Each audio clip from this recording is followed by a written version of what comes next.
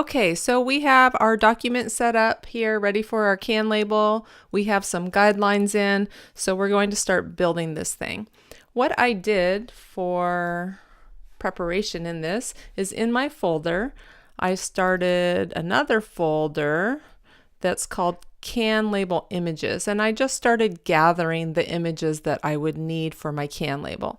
So I have my background image, my main subject image, some other fun images that I might be using, and then I have my barcode, and I use the nutrition label maker, and you can find that in my Connect under your resources in the module. I use that to create a nutrition label, and I have that ready as well. So let's start with the image that I chose for my background. I'm going to go ahead and open that up in Photoshop. Okay, and I need to move that, and I'm going to use the move tool for this. I'm going to move that into my can label document and drop it down. Okay, so there's the background that I chose. And I'm just going to rename this layer background. Okay, my background image doesn't fit perfectly into my can label. So I need to do a transformation. So I'm going to hit Command T and get this in here so it fits nicely. And hold Shift when you're sizing and pull from the corners only. And then once you get it in place and it looks nice, you can go ahead and accept. Keep in mind that it's okay to use a solid color background. You don't have to necessarily have an image for your background. It just depends on what you're creating and how you want it to look. So solid color backgrounds are perfectly okay. Sometimes you'll see a split color like the Campbell's soup can. That famous soup can is a split color between white and red, and you could do something like that. So it just really depends on what you're doing. One thing about my background, I do like this background quite a bit. However, it is pretty bright and vibrant for a background. And I know I'm going to be placing titles and images over this background, and I don't want this to be too busy, and I have to think about that principle of graphic design, contrast.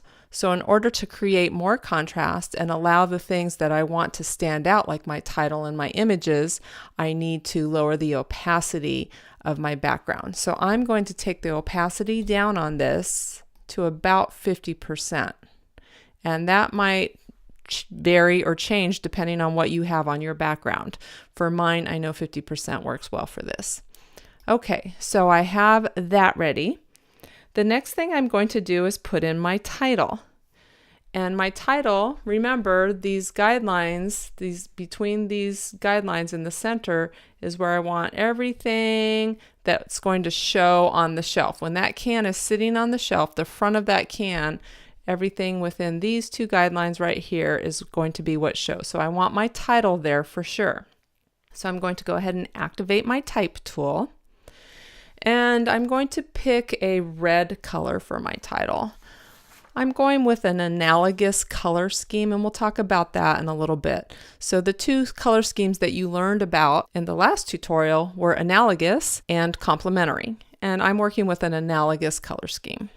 So red and pink would be close on the color wheel, and in fact pink is just red with white added in. Most of you know that already. So let's go with a red title, and I've already pre-selected a font for this, and it is called Bubba, B-U-B-A.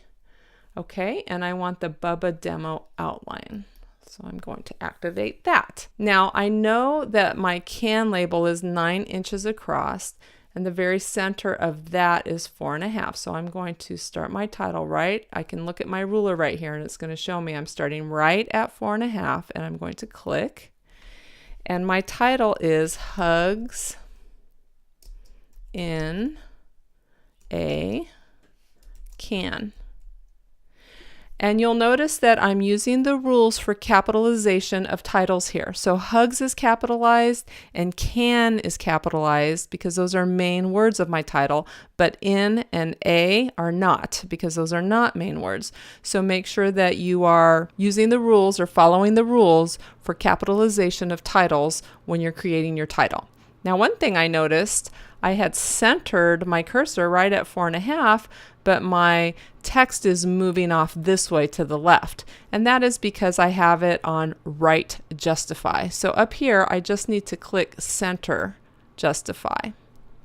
Okay, and that'll bring me back to the center. So make sure when you're doing your title, if you're starting in the center, that you're center justified. And then I'm going to accept.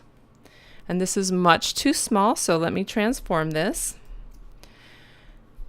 And I'm going to size it from the corner holding Shift, but I'm also going to hold Option. And what Option does is it keeps it in the center. And since I have it in the center, I want to keep it in the center. So I'm just going to hold Shift and Option and pull from this corner until it's about the size that I want. And then I'm going to grab it and move it up. And I want to be careful not to get too close to that edge. So when you're putting things on your can label, this would be too close. So I need to come down quite a bit on that because things will get cut off in printing if you're too close to the edge. So that's something you always want to think about. All right, so I think that placement is pretty good, but I want to do one more thing. And I want to add a warp effect on this. So if you look up on your tools option panel, this little icon right here, that is the create warped text tool. So if I click on that, a window will pop up and I'm going to go down to arc. Don't get too crazy with this stuff. So it's okay to add a little bit of an effect if you want to and if you think it looks good, but again, not too crazy. So that just warped it way too much right there. So I'm going to slide the bend down to make this much more subtle. And then I have to transform and move it down a little bit since it's too high again. But just a slight little curve, I think, adds something and will help me frame my main image, which is going to go right underneath it. All right, so let me go find that main image right now. And it is hugging koalas right here. And that's a Photoshop file, so I can just double click on it. All right, and these guys are already removed from their background. So I'm just going to use my move tool and come into my can label.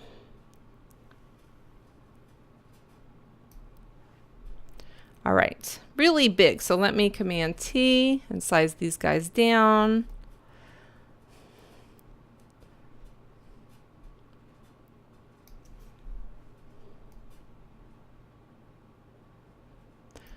This, by the way, is a smart object, and that's because it was originally a vector object, which I brought into Photoshop.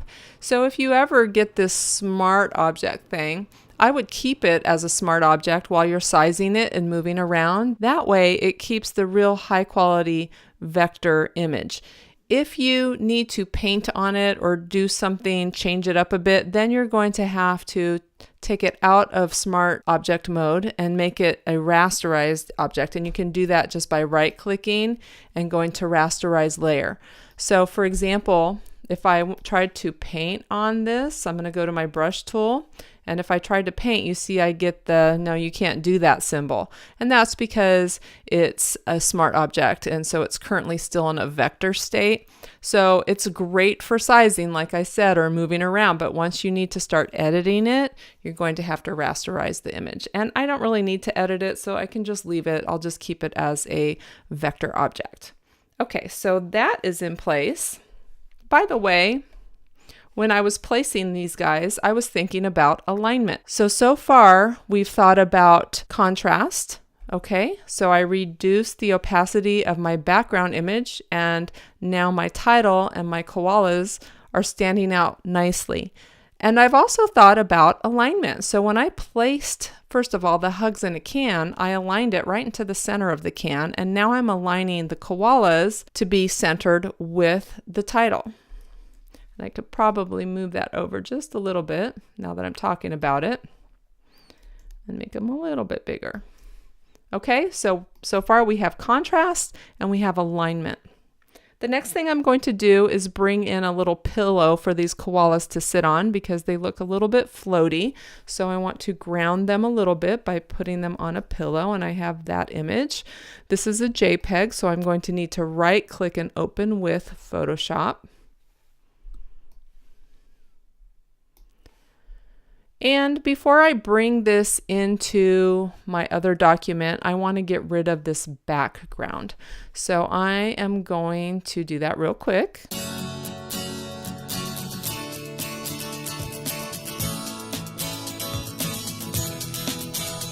Okay, so now I have it on a new layer removed from its background. You guys should all know how to do that by now. So I'm going to grab that and move it in to my can label. And I do need this to be sitting underneath my koala, so let me move that under and then transform and get it sized and placed where I want it.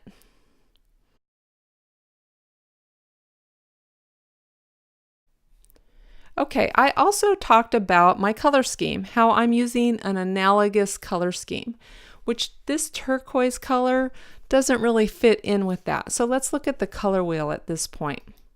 So far I'm working with pinks and reds, and if I go across the color wheel from that, I have these blue-greens, these turquoise colors. So if I were to keep that turquoise pillow, I would be working more with a complementary color scheme. Remember, when it's across from each other, colors that are across from each other are complementary. But I've chosen to work with an analogous color scheme. So I want to stay on this side of the color wheel. So maybe I will change that pillow to one of these kind of violets or purple colors. And I can do that by adding a layer style to this. And that is that little FX icon down here. So if I click on that, I'm going to go to Color Overlay, and right now my color overlay is gray, so I want to double click on that. And again, I wanted to make kind of one of these violet purple colors. And I'm just going to say, okay, I may change that, but I do want to change my blending mode. So I'm going to try multiply first and then overlay. So I think overlay gives a nicer effect for this. So now that I have it on overlay, I can go back into here and I can move this color around until I get something that I think I like. Now I want this to be analogous and fit in with that color scheme, but I don't want the pillow to stand out too much. So I think the more subtle I go with this, maybe something right in there, the better this is going to be. So it blends in nicely with my color scheme, but it's not standing out too much as the main subject. And then I'm going to say okay. Now, if you have something similar to this, another thing you could do, which you guys also know how to do, is you could add a shadow on that pillow to ground these koalas. So I'll do that real quick. And when I do this, remember opacity and flow should be around 50. I'm using black and I'm using a soft brush with a 0% hardness and just very subtly painting on a little shadow.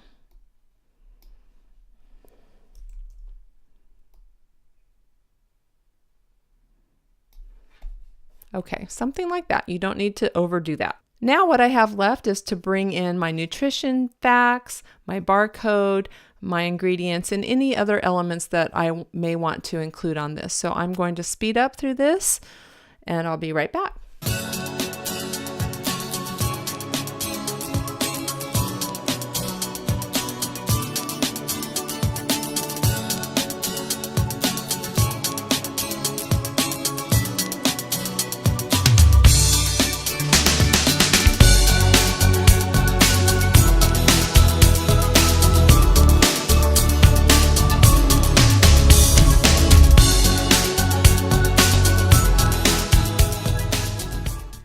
Okay, so I have some elements placed. Some things that I was thinking about as I did this is I'm not too close to the edge over here. This piece over here is where we may lose some information. So part of this heart may get lost when we fold this onto a can and glue it over. And that's okay because this is not critical information right here. That image is okay to just have part of that heart showing. And so I kind of planned it that way. But the puppies and the barcode are well outside of that line. And also the barcode is off of the bottom of the image. Now, one thing about the barcode, and I do also need to come over here and name my layers properly because it's a little confusing. So let me find the barcode right here. Let me go ahead and name that. One thing about the barcode, and it depends on what your background image is, but since mine is pretty light, I think that I'm safe to get rid of this white behind my barcode. But it may be that my background is a little bit more vibrant or there's more going on, and in that case I would probably want to keep the white behind the barcode. So it really just depends on what you're working with. So I'm going to go ahead and go to my magic wand and select the white area on the barcode, and then I'm going to hit delete and Command D to deselect. And so just checking to make sure before I go any further that the barcode has enough contrast and it stands out nicely and it would scan well at the grocery store, and I think I've achieved that. Okay, but I do have some inside areas that need to be addressed.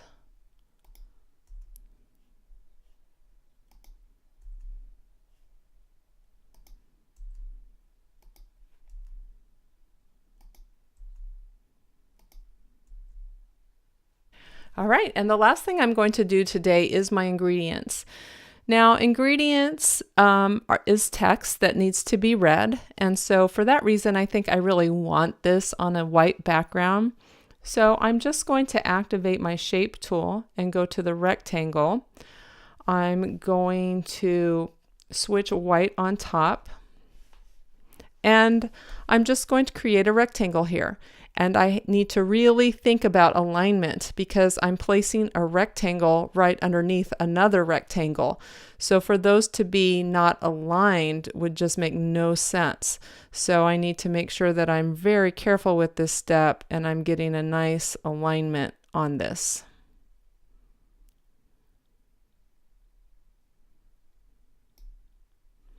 Okay, so then I'm going to activate the type tool.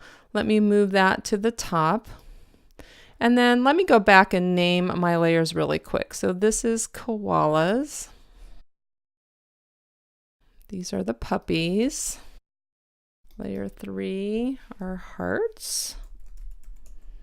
I have my barcode, nutrition facts, and this one is the pillow. Okay, background, hugs in a can. You don't need to name text. Remember, it takes on the name of the text and you want to keep that.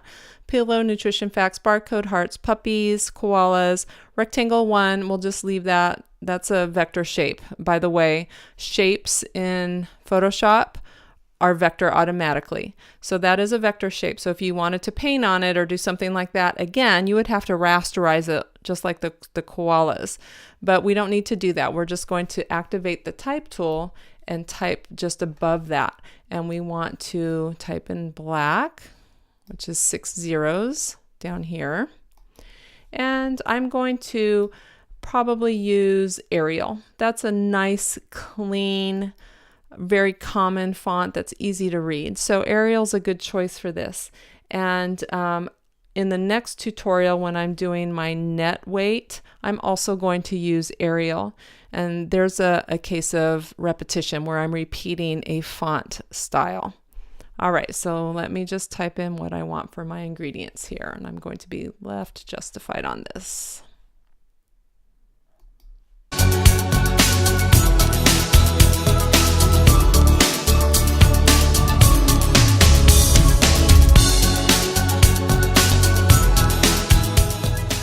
Okay, so once you have your ingredients how you want them, you need to go back and check for spelling first of all. And I do have a spelling error right here. Everything else looks good.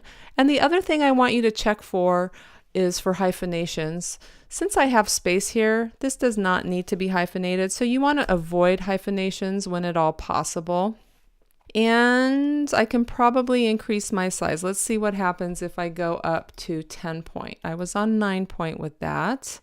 So 10 point works, but then I have a hyphenation again, so let me fix that one. Okay, that works. This doesn't look great with all of this space over here. So maybe I can think of some smaller words that I can fit in here. And that's just a graphic design thing, not to create shapes in your text. So let me think of some small words that I can add in there.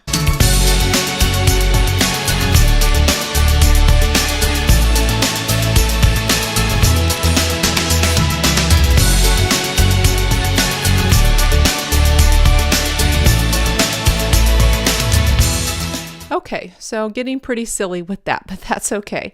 So have fun with that.